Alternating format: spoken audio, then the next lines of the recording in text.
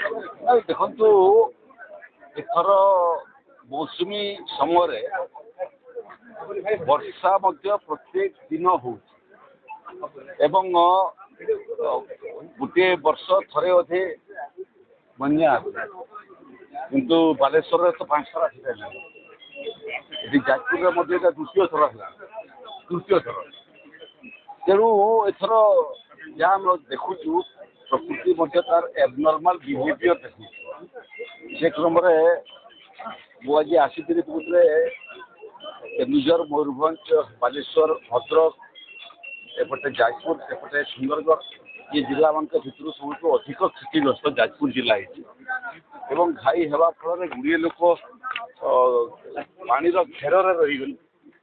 5,000ରୁ ଅଧିକ ଲୋକଙ୍କର ମଧ୍ୟ ବିସ୍ଥାପନ କରିକିରି ସ୍ଥାନାନ୍ତରିତ କରିକିରି ସେମାନଙ୍କ ପାଇଁ ରିଲିଫ ସେଣ୍ଟର ମାନଙ୍କୁ ବ୍ୟବସ୍ଥା ହେଇଛି ଏବଂ ପାଣି ଧୀରେ ଧୀରେ କମୁଛି। ଆଜି ପାଗଟା ଶୁଖିଲା ଅଛି, କାଲି ମଧ୍ୟ ପାଗ ଶୁଖିଲା ହେବାର ସମ୍ଭାବନା ଅଛି। ଏଠି ଘାଇ ମରାମତି କାମ ପାଇଁ ମଧ୍ୟ ଏଠି ଜଳ ସମ୍ପଦ ବିଭାଗର ମୁଖ୍ୟ ଯନ୍ତ୍ରୀ ଏବଂ ଅନ୍ୟ ଅଧିକାରୀମାନେ ବି ଆସିଛନ୍ତି ଏବଂ ବିପର୍ଯ୍ୟୟ ପରିଚାଳନା ବିଭାଗର ମଧ୍ୟ ଏଡିସନାଲ SRC ସେ ମଧ୍ୟ ଏଠି ଉପସ୍ଥିତ ଅଛନ୍ତି। ଆମେ ଦେଖିବା ପାଇଁ ଆସିଥିଲୁ ଯେ କେତେ ବଡ଼ ଘାଇ ହେଇଛି, କେଉଁ କାରଣରୁ ଘାଇ ହେଲା, ଆଗକୁ ଘାଇ କେମିତି ନହେବ ତାର କ'ଣ ବ୍ୟବସ୍ଥା କରାଯାଇପାରିବ। ବିପର୍ଯ୍ୟୟ ପରିଚାଳନା ବିଭାଗ ତରଫରୁ ଆମେ 2 ପ୍ରକାର ଖର୍ଚ୍ଚ କରିଥାଉ। ଗୋଟେ ଖର୍ଚ୍ଚ ହେଉଛି ତୁରନ୍ତ ଲୋକମାନଙ୍କୁ ଥଇଥାନ କରିବା ପାଇଁ, ଘର ଏବଂ ଚାଷର କ୍ଷତିପୂରଣ ଦେବା ପାଇଁ ଏବଂ ଦ୍ୱିତୀୟ ହେଉଛି ମିଟିଗେସନ୍ ପାଇଁ, ଭବିଷ୍ୟତରେ ଯେମିତି ଭଳିଆ ଆଉ ଗୋଟେ ଘଟଣା ନ ଘଟୁ କେବେ ତାକୁ ଆଖିରେ ରଖିକି ଭିତ୍ତିଭୂମି ପ୍ରସ୍ତୁତ କରିବା ପାଇଁ।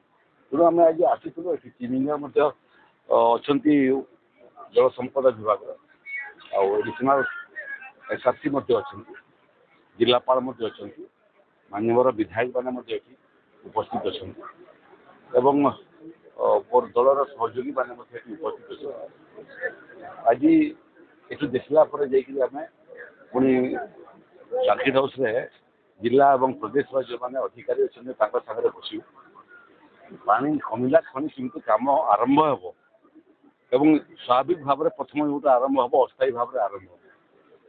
ଏଠି ଜଳସମ୍ପଦ ବିଭାଗର ମଧ୍ୟ ଆମର ପାଖରେ ପର୍ଯ୍ୟାପ୍ତ ଧନରାଶି ଅଛି। ବିପର୍ଯ୍ୟୟ ପରିଚାଳନା ବିଭାଗ ମଧ୍ୟ ଇଏ ମରାମତି କାମ ଏବଂ ସ୍ଥାୟୀ ସମାଧାନ ପାଇଁ ମଧ୍ୟ ଭିତ୍ତିଭୂମି ଦେବା ପାଇଁ ଆମ ପାଖରେ ପର୍ଯ୍ୟାପ୍ତ ପଇସା ଆଦୌ ବାଧକ ନୁହଁ। ତ ଆମେ ଏଠୁ ଗଲା ପରେ ଜିଲ୍ଲା ପ୍ରଶାସନ ସାଙ୍ଗରେ ବସିବୁ ଏବଂ ଏଠୁ ଫେରିଲା ପରେ ଆସନ୍ତାକାଲି ଆମେ ବିପର୍ଯ୍ୟୟ ପରିଚାଳନା ବିଭାଗ ସାଙ୍ଗରେ ବସିବୁ, ଜଳସମ୍ପଦ ବିଭାଗ ସାଙ୍ଗରେ ବସିବୁ ଏବଂ ୟାର ଡିଟେଲ ପ୍ରୋଜେକ୍ଟ ରିପୋର୍ଟ ପ୍ରସ୍ତୁତ କରିକି ଯେମିତି ଭବିଷ୍ୟତରେ ଏଭଳିଆ ଘାଇ ହେଇକି ଏତେ ଲୋକ ପ୍ରଭାବିତ ନ ହୁଅନ୍ତୁ ତାର ସ୍ଥାୟୀ ନିରାକରଣ କରିବୁ। ରହିଲା ଘାଇ ଫଳରେ ଚାଷ ଜମି ମଧ୍ୟ ବ୍ୟାପକ ଭାବରେ କ୍ଷତିଗ୍ରସ୍ତ ହେଇଛି। ସେ ଚାଷ ଜମିର କ୍ଷୟକ୍ଷତିର ମଧ୍ୟ ପାଣି ଟିକେ କମ୍ ହେଲା ପରେ ରାଜସ୍ୱ ବିଭାଗ ତାର ଆକଳନ ଆରମ୍ଭ କରିବ କ୍ଷତିର ପରିମାଣ କେତେ।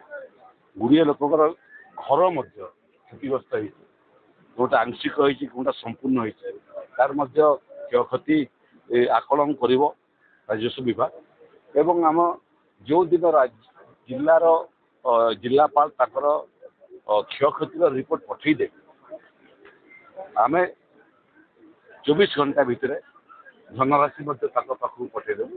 ଆଜିକାଲି ଅନଲାଇନରେ ଯେଉଁ ସର୍ଭେ କଲାବେଳକୁ ତାର କ୍ଷତି ହେଇଛି, ତାର ନାଁ କ'ଣ, କେତେ ପରିମାଣର କ୍ଷତି ହେଇଛି ଏବଂ ତାର ପାସବୁକ୍ ଆକାଉଣ୍ଟ ନମ୍ବର କେତେ, ଏସବୁ ଆମେ ସଂଗ୍ରହ କରୁଛୁ, ମୋବାଇଲ ନମ୍ବର ସଂଗ୍ରହ କରୁଛୁ। ଆଜିକାଲି ଫିଜିକାଲି ଘର ଘର ଯାଇକି ଦେବାକୁ ପଡ଼ୁନି, ଗୋଟେ ଷ୍ଟ୍ରୋକ୍ ଅଫ୍ରେ ଆପଣ ସମସ୍ତଙ୍କ ପାଖକୁ କ୍ଷତିପୂରଣ ରାଶି ପହଞ୍ଚିବ।